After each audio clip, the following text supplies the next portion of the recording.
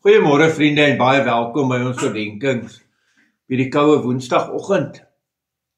Ja, ons gaan voort met Jesaja 44 en ons is by vers 7 en vers 8 vanoggend.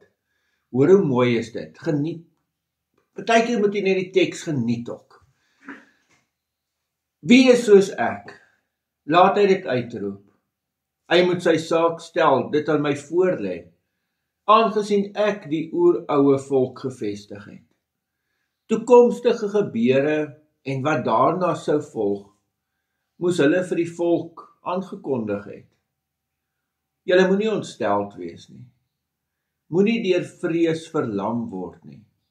Het ek jou Israel dit nie van tevore laat hoor, dit aangekondig nie.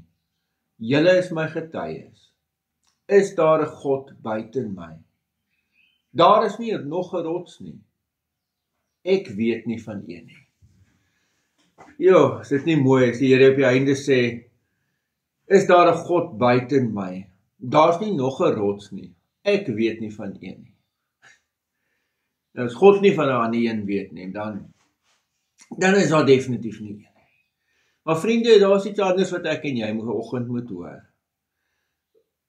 Die Here kondig met dit sy godskap, sy almag, sy redding, die feit dat hy vir hulle rots is aan. En dan sê hy vir die volk, moenie ontsteld wees nie. Moenie deur vrees verlam word nie. Vriende, en is dit nie baie waar dat vrees my en jou verlam nie? Letterlik. En daar is gevaar. Daaroor moet ek en jy nie vir mekaar bluf nie. Daar is gevaar. Maar God is met ons. En dit maak dat ek nie deur vrees verlam hoef te word nie. Dit maak dat ek selfs in gevaar nie bang is nie.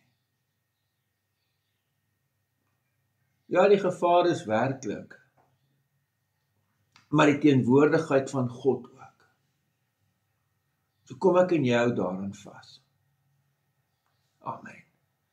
Here almagtige God, gee dat ons nie vandag deur vrees verlam sou word nie. Nie deur vrees vir die toekoms, die onbekende nie, omdat hierdie teks sê dat U klaar weet wat dan gaan gebeur. So ons wil net aan U vashou. In die naam van ons Here Jesus Christus. Amen.